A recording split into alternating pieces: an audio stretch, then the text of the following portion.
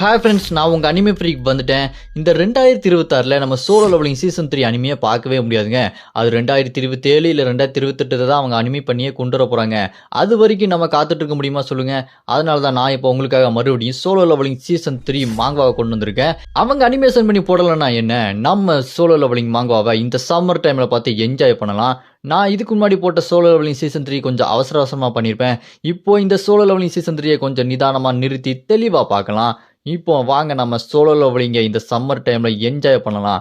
Solo levelling season 3 episode 1 பார்க்கலாம் வாங்க. உங்களுக்கு மறுபடியும் இந்த ஸ்பெஷலான சோலோ லெவலிங் எபிசோட் வேணும்னு நினச்சிங்கன்னா மறக்காமல் இந்த வீடியோக்கு லைக் பண்ணி சப்போர்ட் பண்ணுங்கள். உங்கள் சப்போர்ட் ரொம்பவே முக்கியம். அப்படி இருந்தால் தான் அதை கண்டினியூ பண்ண முடியும். சரி வாங்க நம்ம இந்த வீடியோக்குள்ளே போகலாம். அதுக்கு முன்னாடி முக்கியமான விஷயம், சோலோ லெவலிங் சீசன் 2 அனிமி கிளைமேக்ஸில் ஒரு முக்கியமான சீனை அப்படியே கட் பண்ணி எடுத்திருப்பாங்க.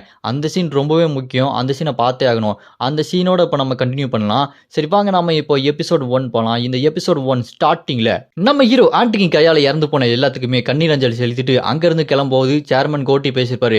அப்புறம் அவர்கிட்ட பேசி முடிச்சுட்டு கிளம்போது உள்ள ஒரு சீனை தான் கட் பண்ணியிருக்காங்க. அது என்ன சீன் இப்போ பார்க்கலாம். நம்ம ஹீரோ கார்ல ஏறி கிளம்பலாம்னு சொல்லிட்டு போகும்போது அங்கே ஒருத்தன் வருவான். சங் ஒரு நிமிஷம் நில்லுங்க, உங்களை பார்க்கறதுக்கு நான் எவ்வளோ கஷ்டப்பட்டு தெரியுமா, ஒரு வழியாக உங்களை பார்த்துட்டேன். நான் தான், என் பேர் Adam White, Federal Bureau of ஹண்டர்ஸை சேர்ந்தவன்.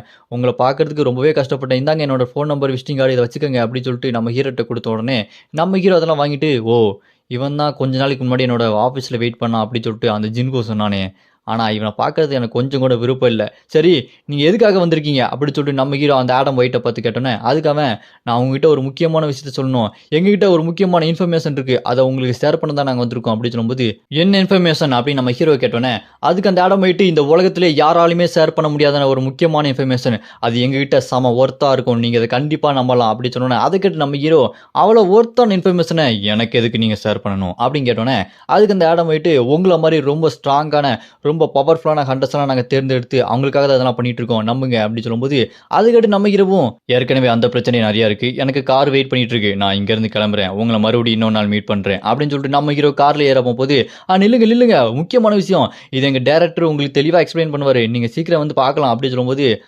கண்டிப்பாக இன்னொரு நாள் டைம் இருந்தால் வரேன் அப்படின்னு சொல்லிட்டு நம்ம ஹீரோ உட்காந்தோன்னே காருக்குள்ளே உட்காந்து சீட் பெல்ட் போட்டுட்டு இருக்கும்போது அந்த ஆடம் போயிட்டு, ஒன்று மட்டும் மறந்துடாதீங்க, நாங்கள் என்ன பண்ண போகிறோன்னா அப்கிரேட் பண்ண போகிறோம்.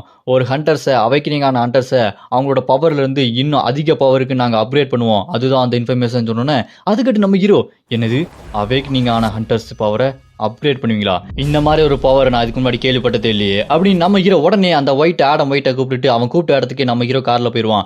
அங்கே போனதுக்கப்புறம் அங்கே வாசலில் ஒருத்தன், அவங்கள பார்த்ததுல ரொம்ப சந்தோஷம் சாங், என்னோட பேர் மைக்கேல் கார்னர், வாங்க நான் தான் டெப்யூட்டி டைரக்டர் அப்படின்னு சொல்லிட்டு கூப்பிட்டு உட்கார வச்சு பேச ஆரம்பிப்பான். நான் இப்போ